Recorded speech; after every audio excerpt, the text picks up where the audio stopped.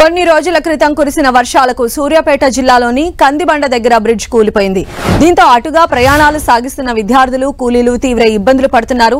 రోజులు గడుస్తున్నా అధికారులు మాత్రం పట్టించుకోవడం లేదని ఆగ్రహం వ్యక్తం చేస్తున్నారు. స్కూల్స్ కు వెళ్లాలంటే నరకం అనుభవిస్తున్నామని విద్యార్థులు వాపోతున్నారు. తాడు సాయంతో బ్రిడ్జ్ ని దాటుతున్నామని ఆవేదన వ్యక్తం చేస్తున్నారు. కందిబండ దగ్గర బ్రిడ్జ్ కూలిపోవడంతో కోదాడ మేలచెరువు మార్గంలో పూర్తిగా రాకపోకలు నిలిచిపోయాయి. ఇప్పటికైనా అధికారులు స్పందించి బ్రిడ్జ్ నిర్మాణ పనులు చేపట్టాలని స్థానికులు వేడుకుంటున్నారు.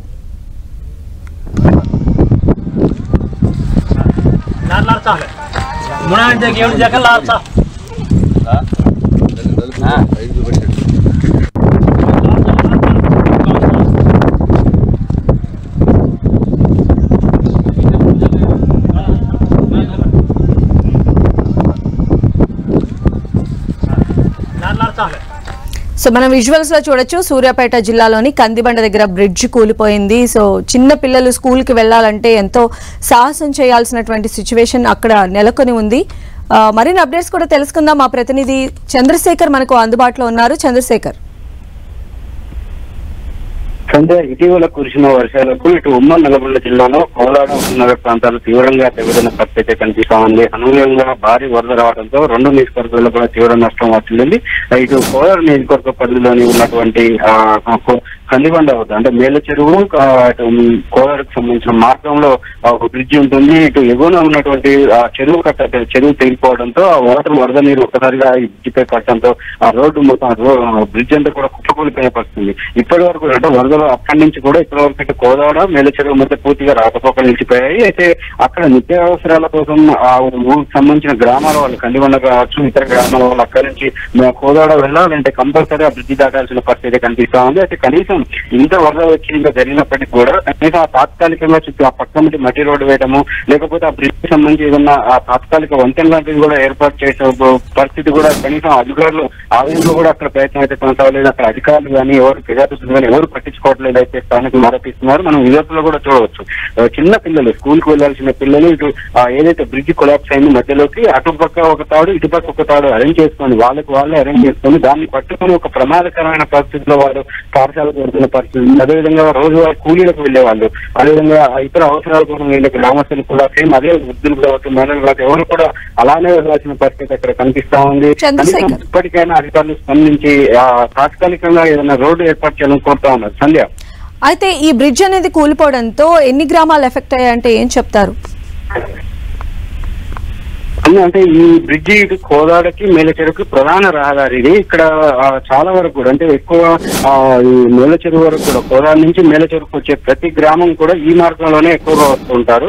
అంటే హుజూర్ నగర్ వైపు నుంచి మరొక రోడ్డు ఉన్నప్పటికీ కూడా అది చాలా డిస్టెన్స్ ఉంటుంది, చాలా చుట్టూ తిరిగి రావాలి.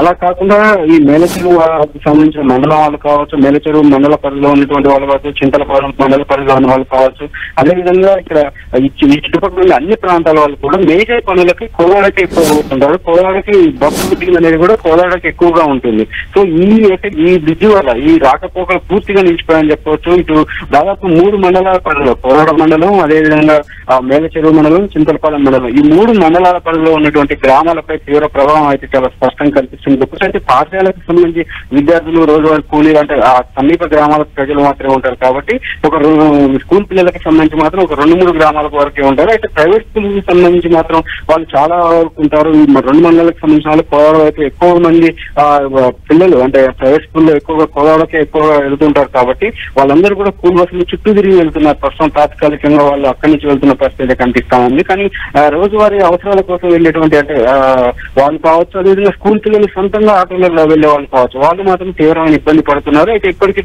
కొంత ఈ ఆటో డ్రైవర్ల మధ్య సమన్వయంతో అక్కడ బ్రిడ్జి అటు అవతల వైపు కొంతమంది వచ్చి డ్రాప్ చేస్తే యువతల వైపు చేసుకున్నట్టు కొంత సమన్వయం చేసుకుంటున్నప్పటికీ కూడా అది కొంత భారం పడుతుంది. అంటే ప్రయాణికులపై రోజువారీ అంటే అక్కడి నుంచి ఇక్కడికి 30 రూపాయలు ఉన్నప్పుడు అటు 15 ఇటు 15 కాకుండా అటు 20 ఇటు 20 తీసుకోవడంతో దాదాపు ఒక 10 రూపాయలు అదనంగా వాళ్ళు బడ్డెన్ పడుతున్న ప్రయాణికులపై బడ్డెన్ పడుతున్న పరిస్థితి కూడా కనిపిస్తా ఉంది.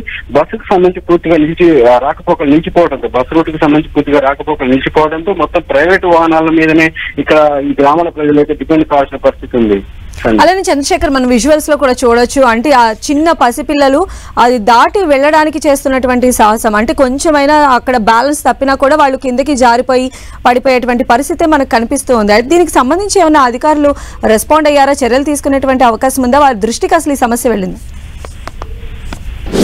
ఈ బ్రిడ్జ్ కొలాప్స్ అయినప్పటి నుంచి కూడా ఇప్పటి వరకు కూడా ఒక కీలక అధికారులు కానీ లేకపోతే ప్రజాప్రతినిధులు కానీ ఎవరు కూడా వచ్చి కనీసం ఇక్కడ బ్రిడ్జ్ ఇంత ఉంది, దీన్ని ఇలా చేద్దాం, లేకపోతే అసలు ఎట్లా దీన్ని తాత్కాలికంగా ఎటువంటి అరేంజ్మెంట్ చేయొచ్చు అనే ఆలోచన అయితే ఇంతవరకు ఎవరు చేయదని చెప్పైతే స్థానికులు ఆరోపిస్తున్నారు.